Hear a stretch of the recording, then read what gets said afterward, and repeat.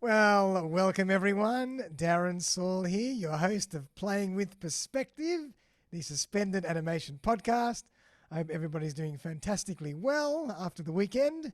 It's episode 156, and I have a very, very special guest. Helene Grover is in the house. How are you, Helene? I'm fine, Darren. All the better for seeing you.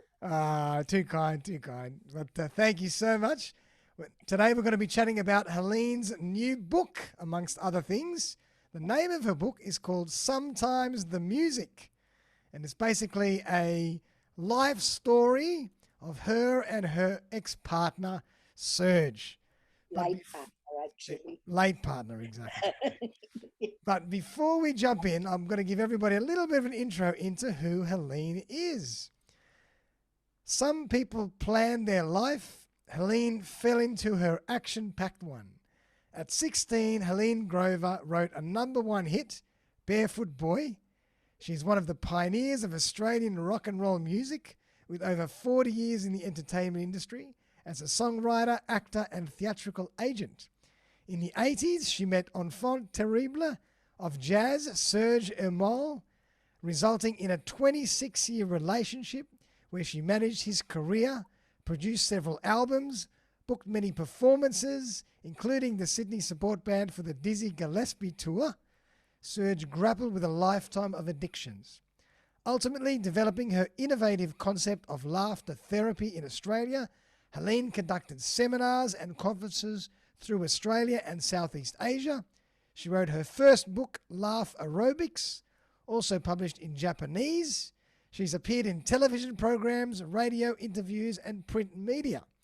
Her new book, Sometimes the Music, presents the fascinating lives of these two dynamic individuals, children of immigrants, not just from opposite sides of the planet, but also the music environments they each dominated, rock and roll and jazz. This autobiography is a poignant, funny, adventurous one with an honest vulnerability. So welcome, Helene. Well, after that, I can hardly wait to hear what I'm going to say. I can't wait either.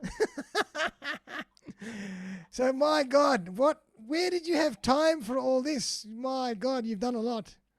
I wonder about that. In fact, I was rereading my book yesterday, just proofreading what the end result is, and I thought, was that me? Who Yeah. did this? So there you go. It's just, Unbelievable. And mind you, I've lived a lot of years. you've done extremely well, and your accomplishments speak for themselves. But when you started, at any point in your career, did you have a particular plan, or did you just kind of go with the flow? No, it's like you said in the beginning. I never planned anything. I just sort of, Just let it all roll. whatever happened, if it cropped up, I did it, and something came up at me, I did it. It's like, and I wrote a lot about that in the book. Yep. Even songwriting. I wrote Barefoot Boy when I was 16, Wow. and I just got on top of a ladder and just started scribbling. And a friend of mine dragged me off to some talent quest, and we won it. And I got dragged off to Festival Records, and they recorded it. And it just Unbelievable. and the same with the laughter work. I just got an idea and I just went with the flow, and the same with Serge and the music. Yep. An opportunity presented it, or I chased it. I didn't realize until reading the book, actually. I was trying to read the book as if I'm another person, Yep. as if it's somebody who doesn't know who the heck I am. Yep. And I thought, how on earth did she do this, Or was she really that stupid? She kept repeating this, So, and then I'm thinking, for goodness sake, I think it was sheer recklessness. Wow. Time, But I'd say maybe it's just you are a person that is very self-aware, and you just go with your gut. You don't overthink. Do you overthink things too much? Oh, sounds real good, Darren. I like that version. If it feels right, you just go with it. I think it's something presents itself. Yep. And I go, I do Okay. it. Yeah. And I don't even know how come that happens, because I'm very good at procrastinating and making decisions. So how that side of my nature works with the one that jumps into doing things without thinking. I don't know. So it's a beautiful collaboration between the yin and the yang. The yin and the yang. It's a harmony. Yeah, mind you, some of the outcomes are not so crash hot, but look, I think life is as we make of it, as we take it. And it's about what is it? There's a book called Feel the Fear and Do It Anyway. Yeah, I love that. Yeah. Yeah, it's great. I've got it somewhere sitting in the back of me here. I think that's another thing for me. It's books, reading a lot of stuff. And, well done. Well, you've done a hell of a lot. You've accomplished so much. It's just incredible. Well done. You know what? I don't really think so. I don't see it that way. I really don't. I think, geez, I should have done better. Oh, my God. Yeah, I know. Well, I was good at doing things, but I wasn't good at making money. Yeah, but sometimes when you're in the creative outlet, it's not really about the money. It's about the journey and the creative expression. You got it. You got it. Yes, it is. Yes, it's not about money. I'm not good at that.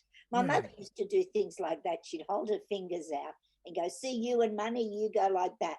All the money goes between your fingers, I love it. And mind you, I had an interesting mother. Maybe that helped. Okay. Yeah, she wasn't a creative person. Oh, she was good at doing house stuff. Great cook, great homemaker, and very inventive. She'd come up with all these wonderful pearls of wisdom. Well, there you go. So she was creative as well. She was innovative in her own way. I think so. Yeah, absolutely. Yeah. So let's chat about your new book. Let's see your new book. You got a copy there? Look at that. Sometimes the music. Baby. And the wonderful photo that a certain genius photographer called Derek Shaw did. And also there's some fantastic photos inside the back cover. Look at that. Inside the back, which the same genius person called Darren Shaw did the collage for me, and I'm thrilled to bits with it.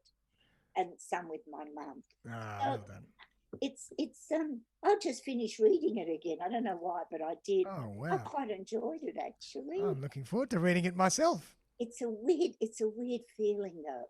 Yep. To sit there and read my book in my hand as if I'm somebody else's book. Wow. It's the strangest feeling. And then I go, my God, did I do this? And my God, did I survive the lunacies of this bloke in my life? Yeah, wow. How could I survive it? I nearly fell to pieces, and how did I escape some of the insanities? And then the people that I met, the people in the jazz world. Wow. Extraordinary. I think I was more in awe of the people. Yep. You would have met some amazing people. But before we get into that, I just want to kind of ask you, why did you write the book in the first place? What was the motivation behind writing the book? Question. Initially, way back when I got together with Serge, he was such an amazing person. If you think I've done a lot, ye gods, And I decided when we first got together and he moved in with me, and I nearly, had a nervous breakdown. He was so interesting and his background was so interesting that I was starting to write a book about him. And I was going to call it Night in Rusty Armour. Yeah. Because he did have rusty hinges. He was unhinged, but And so I sat down with him every night after dinner and started writing out his life. And it was phenomenal because he was born in Shanghai. And then I had about 80 written pages and I stuck it away in a corner somewhere and I forgot about it. And then a few years ago, I know who it was. I went to an author talk. Right. And I'd just finished putting together a sexy novel that I'd written. It was Arnold Zabel. And I said to him, I'm in the middle of writing a sexy novel, but because I put aside my memoir about my alcoholic jazz musician, he said, go for that. Forget your sexy novel. Everybody's doing that. This has got more juice. I thought, okay, I'll take his advice, put it aside and went on with it. And then it sort of ran away from me. I just kept writing. The worst of it is the editing. That took me longer than the writing of it. And the book took about 5 years to write. Is that right? Well, the whole process was 5 years. Yeah, the beginning of it didn't take as long. I wrote down things and I put it in, and then the memories dropped in, and then my emotional status got wound up with it Yeah. because by this time he died. And I put that in as well, you know, how, because he's the only person I ever saw. I found him dead, you know, in Wow. his apartment. So, and there were so many interesting people in the jazz world in Australia that I worked in after that, and then how I got into the laughter work. So it just the book sort of pulled it out of me actually. Yeah. Was there some kind of a link between like the laughter work and that time of your life, or how did that happen? There was Absolutely. so it was almost like your therapy. Well, actually, yeah, because in the process of my life with him, I lost it. It was really difficult. He was Yep. very hard going. I mean, he was known as the Enfant Terrible of jazz, and he was a really, really difficult character. Right. And I got to the point that I was just losing it. Yep. I was getting panic attacks. Oh my God. And the day that I realized, in fact, I wrote about it in the book, that I lost my laughter. People were doing a joke and everybody sitting around the table laughing, and I just opened my mouth. And the only thing that came out of me were tears. Oh no. Yeah. I had to run outside the room and cry because I didn't want people, I was so embarrassed. Oh no. And that's when I realized I've lost it. And it took a lot of therapy, a lot of seminars, a lot of new age gobbledygooks, you know, all that, you know. But it all worked. It all sort of pulled me back into, you know. And then one day I thought, wait a minute, isn't it great to do therapy? You clean up all the messes of your life, but wouldn't it be wonderful if there was a way to be happy, to find your joy, to find your happiness, to find laughter? And I thought, laughter, woo! There you And go. because I'd done drama, I used to teach drama to kids. I had teenage drama group. And so I had all the basics of conducting activities that were fun. So I used those as the beginning. And then I went to America and did a laughter therapy training and did a whole lot of other training and research. And, Wow. you know, the laughter took a lot of, but I loved it. I finally found out what I want to do when I grow up, you know. And I did a laughter session for a progress group last week. Wow. Yeah, I'm not that keen on doing them anymore. I'm laughing it out, you know. I just laugh, you know. We just laugh at life. You rather laugh at home in the comfort of share, your own home, or share a laugh with or friends, share a laugh with friends. I like that. or the imbecilities of today's world, you know, and humanity and COVID and the whole shebang. I mean, look, if we can't laugh at life, what have we got? Oh, 100%. Yeah. And did you make your book quite humorous as well? It goes through the full gamut of emotion? Yes, it does. There's a lot of emotion in it. And most of all, because we've got to be careful with laughter. I hate being mean to people because laughter can get, most of the time I laugh at myself. I mean, I keep questioning my sanity, you know. And so I found moments in it that are funny, the ironies of it, you know, either me being an idiot or the ironies of life or people and the strange behaviors. I mean, we are strange creatures, let's face it. Oh, we definitely are, my God. Yeah. So I found all that. I found the strangeness of, I mean, to me, the best comedians are the ones who create humor around the funny stuff.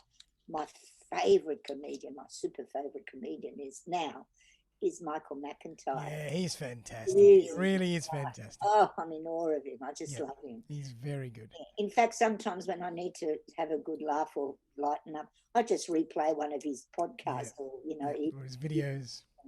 He's excellent. So to me, it's really, and I think to think that living with Serge and eventually not living with Serge, just being in a relationship with Serge and not having that laughter happen and going through the opposite. I cried. I think I cried oceans. Wow, I'm still good at crying. I still cry the drop of a hat. I mean, last week I was just talking about tradies and not finding tradies. And there was one day last week that I was absolutely overwhelmed by tradies letting me down, coming late, some guy on my roof doing, I hoped he wasn't going to kill himself up there. And in the end, it was just all too much and I started bawling. Yeah. And luckily, my cleaning lady sort of gave me a neck massage, made me a sandwich and a cup of tea, and calmed me down. So so to me, it's all of it. I think we have to taste everything of life. Yeah, so true, so true. Yeah. And maybe for everyone, I'd love everybody to learn a little bit more about the story or the content of the book. So maybe tell us a bit more about who Serge was and what did he accomplish from a musical point of view, because he was pretty prominent. Yeah, the content of the book covers, initially I was writing mostly about him, which it still is, because he was born in Shanghai. His father was a very famous band leader there during the 40s or something. And he did recordings, and because Shanghai in those days was the Paris of the East. So it's got a lot of juice history. I've got a lot of Russian friends from Shanghai. That's right. They called them White Russians, no? From Shanghai. Yeah. And which is funny because my father was a red Russian from Russia, So, and my mother kept saying, "Oh God, them White Russians, they're very much the Cossacks and all of this." So Serge's background, he was born in Shanghai, actually. Right. And then I think because his father was a famous musician, they ran away from they left China when the Japanese invasion came in. Oh, wow. And so he got here when he was a little boy. He was 7, around the same time as we came to Australia. Right. And I think he learned trumpet when he was a kid. Oh. But he eventually, and his father, who was very, hustling, got him into the Musketeers, I think, on television. And so ultimately he was a jazz musician. Serge was the most brilliant musician, one of the most brilliant people I've ever met. And before I met him, he was known in Australia as #1, the Enfant Terrible of jazz, because he was a handful. Wow. The other one is that he was the innovator of free jazz in Australia. Is that right? Wow, that's huge. Free Carter. Huge. That was produced by a guy who's now he died a couple of years ago in America. And so I produced a couple of his albums. He was very innovative player and a brilliant jazz musician and an innovator. And I think he ultimately had 28 albums. Ooh. And I produced 2 or 3 of them. One of them that I did ended up, the one that I'm very proud of, and I wrote about that. I did a whole chapter on it, was an album called Jungle Juice that we did up in Kuranda in the rainforest. Lovely. And it got nominated for an ARIA award. Wow. And the other album that he did was another chapter I did in the book, was with a singer called Marie Montgomery, who's a very, very dear friend of mine now. She's amazing. And they did an album. He did all the arrangements, and she sang 3 of my songs on that. Oh, wow. And that got nominated for an ARIA award as well. So, and I wrote about that. Marie and I reminisce about our dress-up night at the ARIA Awards. It's quite funny. That's the funny bit, that we thought it was like, Hollywood Oscars night. Yep. And Marie's there in this slinky glitter dress, and I'm there in this great big puffy long thing, and we look like a couple of idiots, and all the other wives and women were wearing rubbish, And so Serge was an amazing musician, composer, and unfortunately, and he also was a karate expert. He had about I think it was a 3rd or 4th Dan black belt in karate. Oh my God. Yeah. So he was, known even for breaking pianos. And no. So he was and the compositions he did were extraordinary. I think one of my attractions to him was his music. Right. I think he was a genius. I really believe he was a genius. How did you actually meet Serge? Where did you meet him? That's in the book. Ah. I met him outside a recording studio. Okay. I'd been doing a radio program which we were recording all night. We'd be sitting in there doing this recording session. And the owner of the studio had Serge coming in doing other things. Uh-huh. Just as we left one morning, come down the street, and we came down the stairs of the studio. I was dead tired, and all I wanted to do was go home and sleep. And Ko, the owner of the studio, goes, "Oh, here comes Serge, you got to meet him." And I thought, "Oh, no, I don't want to meet this. Well, I don't give a shit who he is." Oh, sorry. I don't want to meet him. And then I did. And then he rang me up because I had a theatrical agency at the time and I promoted a lot of artists. Mhm. So he rang me up to put his musician on some concert stage or something. And then he asked me out to have yum cha lunch. And I'm going, what on earth is yum cha? You know? And I don't know how we sort of fell into this silly relationship within a very short time. It just happened naturally, organically. He was the most fascinating person. Very intelligent, Sounds like it. very thinking, and a terrible alcoholic and an awful, awful behavior patterns. Oh my And he God. just came out of a 2-year mental breakdown. Oh And he no. was quite loony bins, utterly nuts, Wow. and how I stayed in there is beyond me. How I'm still sitting here in this lovely sane Yeah. condition, I don't understand at all. Well, that's a question then. Maybe give us some insight in how did you, what did you find in yourself to, allow you to just get through it? Resilience. And I think that's part of the strength of my book, that I want to reach other women who are in relationships with extremely difficult men and the alcoholism, because he was a terrible alcoholic and at drugs. His drugs were pills, Valiums and Morphines and all that's nothing. That's what ultimately killed him anyway. But to deal with, and I had no idea, alcoholism, what's that? Yeah. I wasn't subjected to it at all. And to deal with someone, because he was a big bloke, so he could ingest loads and loads of, he could drink a bottle of vodka in one shift, boom, on the hatch. And he was a sort of he wasn't a funny drunk, he was a horrible drunk, and then he'd dry out. And then he'd clean himself up and get all sober and get on to doing. He did a lot of things. He organised, and that's what went wrong with me and him. He dragged me into his incredibly unbelievable projects, which is what I wrote the book about. The projects. The first one was a Paddington Jazz Festival we did at Paddington Town Hall. Wow. And which was great, except I was left with the debt collectors on my doorstep. Oh no! And so you guys organized that? You put that together, did you? We did put it together. It was his idea to start with, and he dragged me into the darn thing. And we got the best of Australian jazz musicians and some of the visiting ones and all that. And the next project we did was, there was an American musician called George Cables, who's quite well known in the jazz world. And he was coming to Australia. So said, let's grab him and do a tour. So that is, I wrote about that too. Incredible. And Dizzy Gillespie. And you met Dizzy Gillespie.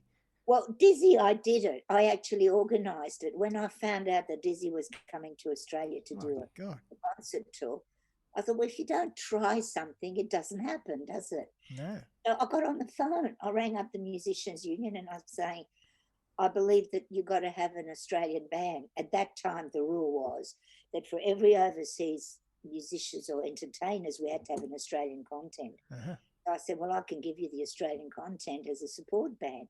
Wow. And then it was just, it's like, I don't know if you do that in your business. You start with a phone contact and you just keep chasing it. Yeah. Somebody recommends this and that. And I ended up talking to, I forget who it was, that was the management of Dizzy Gillespie tour. And the next thing I know, I'm going, well, do you think I've got the perfect support band? Unbelievable. And so we got Dizzy Gillespie at the entertainment centre and at the basement. I did the same with Bradford Marsalis. Oh, really? Yeah. My God. When Bradford came to Australia with Sting, Oof. I found out about it and I went, I've got to get a search in there. So what I did, I ended up talking to Bradford when they were staying at the Seaboard Townhouse. And I said, listen, I believe you want to you want to have some jam sessions with some Aussie musos. He said, yeah, I do. I said, well, look, I got the best, blah-de-blah-de-blah. And I rang the basement up and got the venue and got the other guys. And Serge said, it's not going to happen. He's not going to want to play with me. He brought his own band. He's got the best jazz pianist in America. Come on. We just go out there and do it, And sure enough, wow. Stood up at the basement and off they went. So they jammed together at the basement. At the basement, I wrote about that. I would I love wish to hear I that. could have taken photos of that. in those days we didn't have iPhones and stuff. That's right. And I missed that opportunity. And Branford was a fabulous guy. He really was a sweetheart. And you should have heard the music that came out of those. Oh, I would love to hear that. Wow. Yeah, totally improvised. They just met each other. I introduced them. Serge Ermoll, this Branford Marsalis, and Branford walked in and he said, I heard about you, man. He must have found out about Serge through the grapevine of the musos. They got on stage, no rehearsals, no nothing, sat down, played. Incredible. Magic. And the next time Branford came to Australia, he got in touch with Serge and things went very ass up. Oh, is that right? Well, see, Serge had a way of doing things. And as you know, because I know you do things properly, I have a tendency to do things properly. Serge had a way of doing things spontaneously. Yeah, that's his creative way. Yeah, but spontaneity is terrific in its place. But if you run away from it, like we weren't supposed to do media because Branford was on contract. Right. And a jam session was not to be promoted. It was just we'd make up phone calls and people turned up at the basement and it all happened when I did it. Yeah. And I never rang one media person at all. Incredible. When he contacted Serge the next time he came to Australia, and I didn't want to do the career anymore, Serge actually rang up a PR lady in the jazz world, and it ended up with something on radio and a little blurb in the paper. So it all fell apart because of that. The manager heard of it, they just pulled the plug. Oh. Serge was going off his rocker, and I tried to fix it, and I just couldn't. Yeah. Because Branford would have lost his recording contract. That's right. You can't do that. You can't do that. So. But that was Serge, and then, of course, that plummeted him back into the bottle again, and he went back to another binge. He was famous for his outbursts. One of his outbursts, I wasn't there, was at the Wangaratta Jazz Festival, and he went out on stage drunk and abused the audience and the managements and everybody under the sun. Can you imagine? You're sitting there at a fabulous concert, and the muso comes out drunk, and he starts abusing the audience with the most, and Serge was known for his incredible amount of expletives and the F word profusely, and the mother effer, and the C's, and he was out there. Well, that didn't go down too good either. So how can you ignore not writing about those anecdotes? That's right. To me, it was the people I met. Like I've written a whole chapter on one of the most amazing jazz guys. It was a fellow called Joe Lane. Okay, Joe Lane. Don't know him. You don't know. He was a singer more than anything. Well, yeah. The jazz guys absolutely loved him, and he he looked like Colonel Sanders. He dressed like that. He did it on purpose, and he was the most amazing character, and he was a sweetheart. Well, yeah, I got on well with most of the guys. Did Serge ever do anything with James Morrison? Yes, they did. Wow. They did. I believe a long time before I got on the scene, Serge was teaching James karate or something.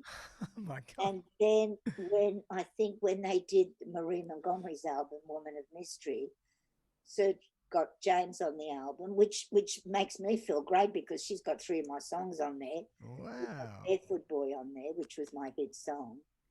And the jazz version is stunning. I can imagine. And then I wrote a sequel called Money Man.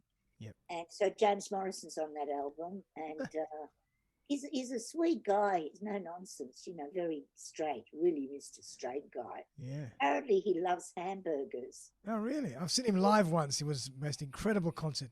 He could play the trumpet with one hand and then something else in the other hand. He was just incredible. He could do drums, he could do bass, he could play drums. And yet Serge used to come out with them. He had a thing about James Morrison. He used to send him up all the time. Oh, is that right? Yeah, I think there was a bit of a jealousy thing in there. How come he's so well known and making so much money, and he reckoned that, he's not that good, and there was a jealousy thing. It was unfounded. and yet he's a nice man. He's lovely. And I think because I had the agency, that's how I met Serge, because of my agency and all the stuff I did. And I think I had one little dealing with James Morrison. And he was a sweet. He even forgot that I had to give him money. I went to give him some money for something he'd done for us. And he said, "What's that for?" And I'm going, "That's your fee, James." That's very cool. He was a sweetheart, a quite gentle soul. Wow. And wow. So this is all in the book. Sounds like there's a big read. How many pages are we talking? Actually, the typing's a little bit on the small side, to be honest with you. 326 pages. Wow. There's about 85,000 words, which is supposed to be average. Wow. I read it through again, don't know, because I keep looking for what's wrong in there. I didn't. This time I didn't find out one typo. It must be hard as someone who's written the book. When you go and reread it, it must be hard to really enjoy it without tearing it apart. I did many times, and my publisher, Evan from Cilento Publishing, who is, I have to give him a plug. That man is an absolute angel. He the patience of my endless. I'll tell you this is awful. I don't know if I should even say it. But Serge played with Warren Daly in the big band at one stage, and I put that in the book. That it was a good time during bad times, that he had a year's work as a musician. Yep. And it was all nice. And Warren, his wife was lovely, Karen Daly. She was Mrs. Australia at one point. Oh, wow. And I enjoyed that the wives and the camaraderies and that. And then after about a year, Serge, who couldn't last that long in the best of conditions, was carrying on about, Warren's this and Warren's that. And then I put it in the book. And then I'd asked Warren to do me an endorsement, which I never continued with it. And he said, "Oh, you've written about me." I said, "Yeah." He said, "Oh, can I have a look at it?" And I made the mistake of sending him a couple of pages that I. Oh no! He did an utter wobbly on me. "You can't put that in your book." And I'm going, "But I didn't say anything." "But you can't say that I convinced Serge to join the band. I don't do that." Well, but he did play. He said, "Musicians come to me. I don't convince them. They talk me." Oh, okay, fine. I'll change that. But you can't say that I'm a lunatic and that I did a 15-minute drum solo. And I said, "No, I didn't say it." I said that was Serge's excuse for wanting to leave the band. And one day he came home and he said, I've had it with him and his ego and the 15-minute drum solo. And Warren said, "Oh, no." I said, "I didn't put it in. So I was using Serge's own words to try and get out of it." Exactly. And he said, "Yeah, but the musos are going to read your book and they're going to think that I can't have it." And I thought, "Oh, look, I just, okay." So the politics. I redid it, sent it off to, what's his name, Evan, and said, "Would you mind, save myself more grief?" But that piece that I redid isn't as rich as what I'd done in the first one. And I thought, I'm not showing this to anyone else anymore, That's right. At a certain point, you got to just say, all right, that's it. Yeah, but the one person who did give me a lovely endorsement, and I did write about him in the book anyway, was Jeff Kluk, who's a bass player in Melbourne. He's one of the best. And he did write me a lovely. So reasonable, sensible musicians, But, the entertainment business, you might have seen that in our world. Egos, I mean, I've had to deal with egos. As a management agent, my God, you would have seen it all. Yeah, but something, at the end of the day, it's interesting how to manage egos, because all you got to do is pander to it. That's right. You need to stroke them.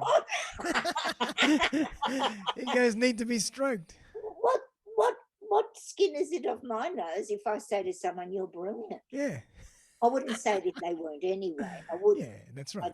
I don't like to lie about stuff, but I might say things like, "You're fantastic," or "Wow, terrific, great, well done," whatever. And then, good. So, what's the, I think it's part of stuff, Absolutely. But so Helene, in terms of the book, obviously it'll be extremely an interesting story, entertaining at times. It'll be sad at times.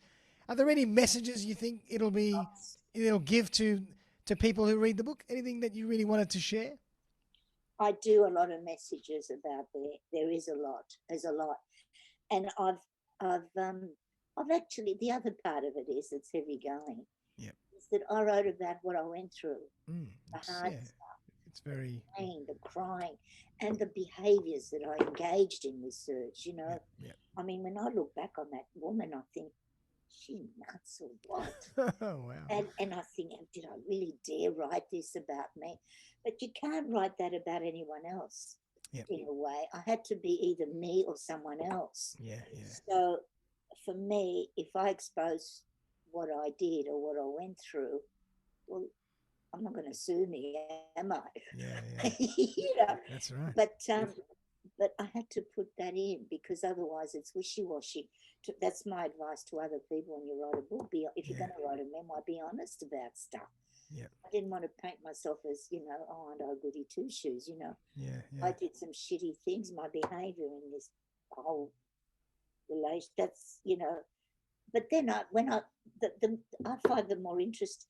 But I wrote about when we came to Australia, my childhood in France, the war. I wrote about how I got to ride Barefoot Boy and the impact it had on my life, which it did. My God. It was a massive hit. It was a huge hit. They still play it. Really? Now and again it turned. Oh, I got a royalty check recently, all of $1.68. $1.68 before tax. Yeah, probably. Yeah. And so I wrote about that, and then I wrote a lot because somebody said, "How can you just write about?" Because I dedicated the book to my beloved godson Alan, who was not a great fan of Serge, only because I suffered a lot. Yeah. And he knew that, and he said, that may cause you too much pain for me to have any thoughts for him. My mother was the same, actually. Yeah. And I wrote a fair bit about my mother, who has. So there's a lot of and I wrote about the lessons that I learned as I went along. That being inside that, you learn things. If you don't learn anything, what's the point? So true. Look, at the end of it, I wrote that. I don't know if I can. That's all right. And how do you feel now that that journey is over? The book is written, it's published. How do you feel now?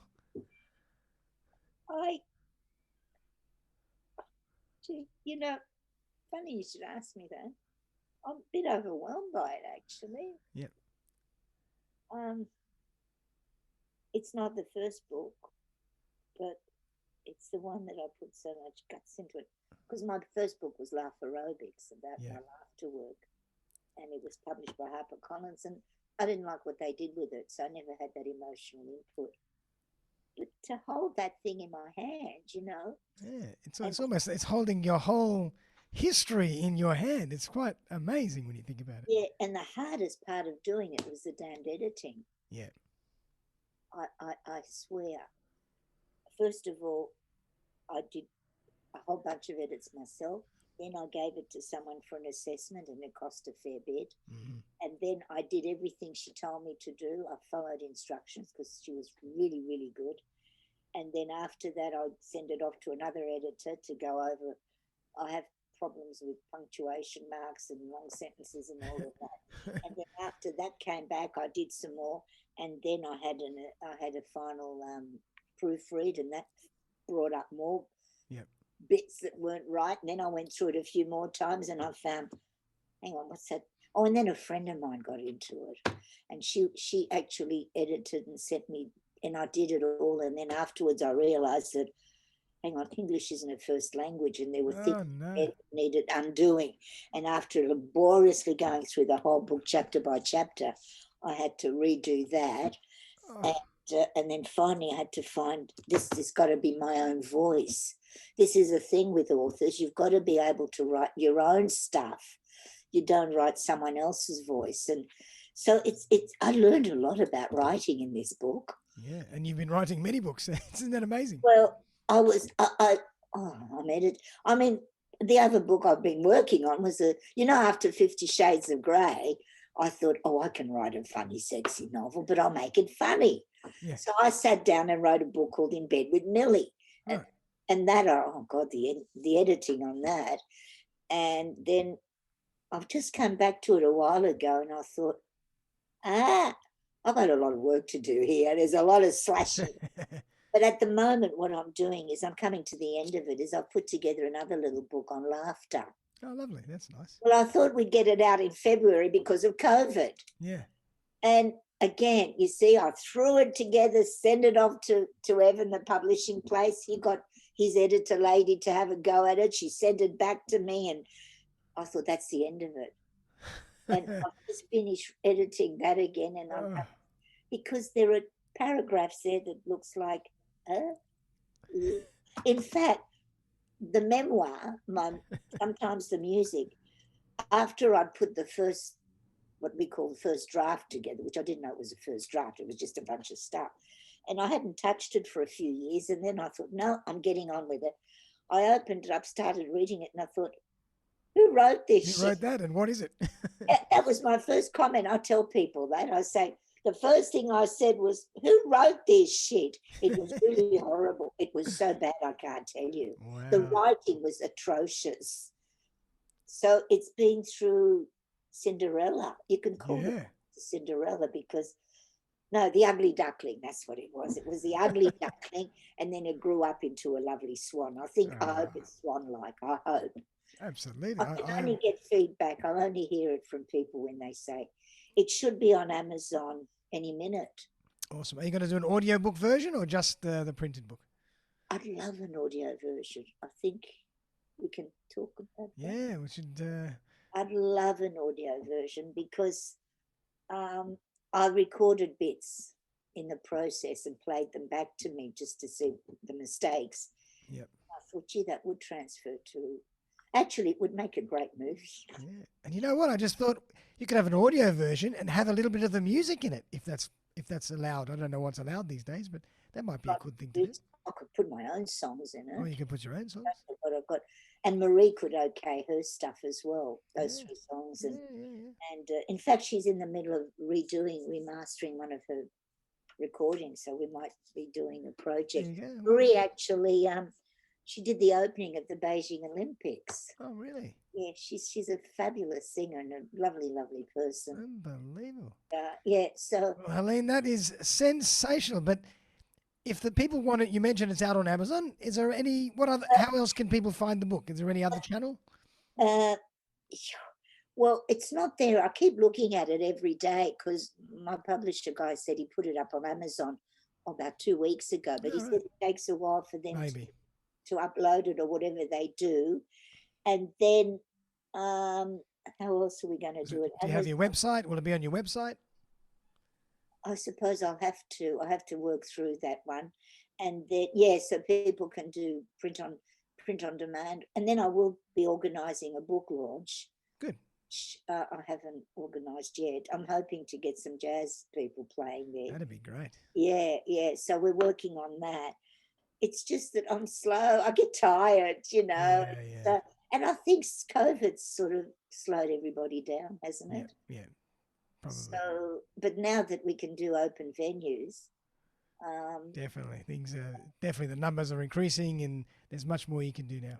Yeah, but that'd be lovely to do a book launch with some jazz and a few drinks, and that'd be beautiful. Yeah, that should be good. So, I think the best place will be people can get it on Amazon. They can go either ebooks. I only read ebooks now. Me too. I can't read, because it's easier. Yeah. I had trouble reading this book. I actually read this. I just finished reading it. Can you believe I finally read my own book again? Well done. Finally, what a minute. I read my book it was a different feeling. I'm sure. It's a completely different feeling to read your own book. Your own book. It's still phenomenal to sit down there with your own book in your hands and read your own life story. And as if it was written by somebody else. Yeah, that was the trick, to look at it as if. Isn't and it I'm amazing? thinking, she's mad. This woman's nuts. And the interesting thing there too is that we had Anzac Day yesterday, and because I wrote quite a chunk about my laughter work, right? Places that I went to, and there was a section there where I did a fair bit of work with the Vietnam vets. Oh wow! And that was Wow, that'd be such fascinating. an opening. Yeah. We went to somewhere near Canberra, Braidwood, in Wow. retreat. And I learned a lot about what these guys went through. And I think Serge came with me a couple of times and Yep. he actually played for them Ah, on an old piano. Yeah, yeah. yeah. It was, so I managed to squeeze all that in there. My And, God, this will be and one action-packed, full, rich drama. yeah, I hope so. Maybe sometimes I think I've overdone it, because I haven't read a lot of people's memoirs. So Wow, we. the only one I read was, and I don't like her anymore, so I'm not going to mention her name. It was a brilliant memoir, but I don't like her politics, so I'm not going to Fair mention. enough, fair enough. Um, Wow, we. Well done. I'm very political these days, so I won't go into any of that because I'll get into too much trouble. Awesome, awesome. Well, I think the Helene, world I is. just wanted to say thank you so much. It's been a pleasure to have you share your story. I think this book will be a sensational read. Oh, Darren, you're I would love to get a copy myself. well, you have to, because don't forget, we have to, that photos you took of me is just awesome. Ah, thank you. And I the ones appreciate at the back there, I reckon they're going to be a legend at your photography. I mean, you're the best photographer I've ever come it. across Thank you, thank you, thank you. I because appreciate you it. understand. It's amazing. It's not just stand there and look nice, or look shitty or look whatever. You get into the soul of the photo. Yep, yep. No, And I got that. it was I very got, easy with you, Helene. It was very easy. It it was a was, great collaboration. look, those back collages. What I love is the fact that you understood where I was going with it. Actually, you knew better than I did. I remember when we did those, I had to come with my mask and we were putting all Yes, those stuff together. yeah, yeah, It yeah. It was was all crazy like stuff. Yep. all the masks. Oh, geez, we're not wearing them. Do you know, I found five or six masks in my handbag the other day. Oh my God. They were all stuffed in there, the throwaway ones. But anyway, so look, it's all the progress, It's isn't it? all It's all part the of it. progress. And one of the things I do tell people when they're telling me about I'm writing a memoir, and I go, for God's sake, don't write I did, I went, it happened. Hmm. I mean, really, the worst thing you can do in a memoir is I did, I went, it happened.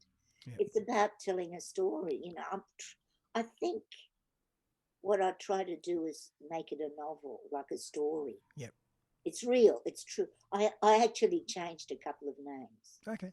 Well, because there was just too much criminality involved. Yeah, Don't yeah, forget, Serge's world was full of that. The yeah. drugs, the guns, the criminals, the weird stuff. So you can't mention names there. I want to stay alive. Yeah, yeah. So, in other words, your advice to people writing a memoir would be write your story, but make it entertaining and make it like a novel in a way.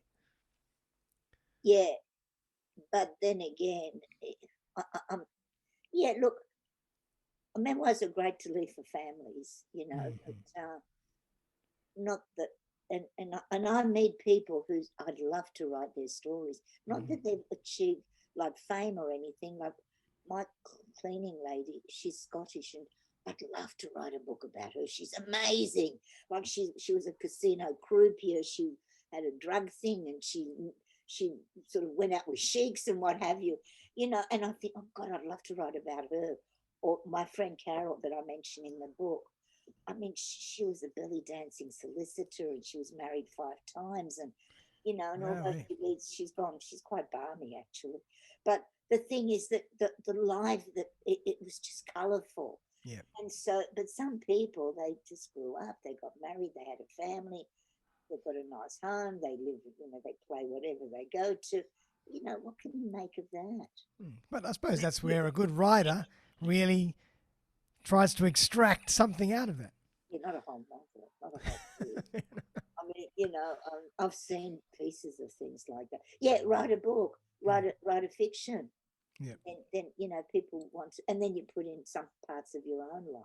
Yeah, yeah, yeah. Or for instance, you probably meet a lot of people that you do all this for. So you could put in a book and a half in there. Oh, I tell you, I think I need a ghostwriter. I need you to ghostwrite it for me. Oh, gee. Who was it? Somebody asked me to do that. And I think, you know what I said to him? I said, I've got too much of an ego to do that. I mean, you put all your blood and sweat in. That's right. Yeah, that'd be and then strange. you've got someone else's name on it. My ego's, oh, come on, I've got Yeah, an ego, you know. yeah, that's I mean, very strange. Yeah. you know, I mean, I'm not going to give up Helene Grover for someone. No way. As much as I Fantastic. think you're the greatest, Uh, I'll help you do a book, but you fair enough. Well, Helene, so well done. Helene Grover. Yeah. Produced by Helene Grover. Yeah, that's okay. As That long we can do. We can produce it. yeah. But Helene, thanks so much for coming on the show. You know, it's been absolute pleasure chatting to you about, you know, so much more that I learned about what you put in that book that I didn't know before, which is fantastic. I should have sent it to you, shouldn't I? Yeah, oh, no problem. I'm going to come pick up my I'll copy. do a copy though. You there's a copy earmarked for you, so don't Beautiful, worry. beautiful. This was just I wanted to get a copy to see. I don't know if he's going to chop back some of the things on the back because it's tiny writing. I mean, can you see that it's tiny? No, it looks good to me. I love the design he's done. It's stunning. Looks great. And it's self-published. Don't forget, I didn't get a mainstream. Self-published. Well done. Which costs a lot of money. So for everybody out there, Sometimes the Music by Helene Grover. Fantastic book. And you should definitely check it out on Amazon and on her website, probably soon to be launched with the links. Yeah. I'm sure you'll thoroughly enjoy it.